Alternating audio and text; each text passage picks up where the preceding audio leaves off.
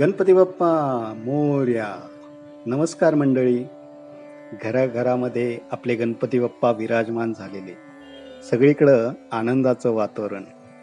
अशा सुंदर वातावरणात मी तुमच्यासाठी बाप्पाबद्दल काही छोट्या छोट्या गोष्टी घेऊन आलेलो. ह्या व्हिडिओच्या माध्यमातून मी तुम्हाला तो सांगण्याचा प्रयत्न करणार आहे. तर तुम्हाला एक माहिती आहे का, आपण गणपती बाप्पाला दुर्वा अर्पण करतो. तर का केली जाते? बऱ्याच लोकांना माहिती असेल आणि काहींना नसेलही. तर आपण आज ते जाणून घेऊया. असं म्हणतात की अन्लासूर नावाचा राक्षस, ज्याने स्वर्गलोकी आणि पृथ्वीवर लोकांना त्रास द्यायला सुरुवात केली. त्याचा त्रास खूप वाढलेला.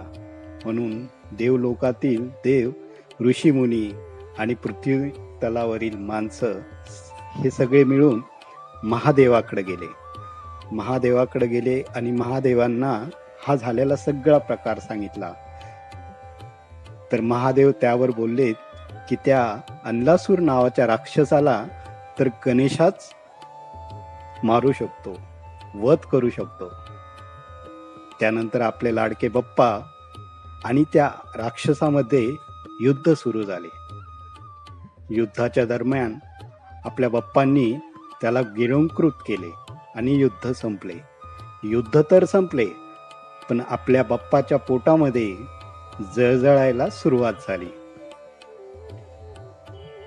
सगळे उपाय झाले, सगळ्यांनी सगळं काही केलं, पण पोटातली जळजळ काय थांबेच ना. तर आता काय करायचं? म्हणून कश्यप ऋषींनी दुर्वाच्या 21 गाठी बांधल्या आणि त्या आपल्या बाप्पांना सेवन करण्यासाठी सांगितल्या. बाप्पांनी जशा त्या सेवन केल्या, तेव्हापासून बाप्पाच्या पोटातील जळजळ थांबली, शांत झाली.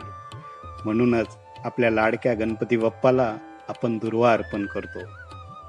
अशा छोट्या छोट्या गोष्टी मी तुमच्यासाठी या व्हिडिओच्या माध्यमातून पुढील दिवस घेऊन येणार आहोत. तुम्हाला आवडल्यास नक्की लाईक करा, सबस्क्राईब करा आणि शेअर करा. गणपती बाप्पा मोरया.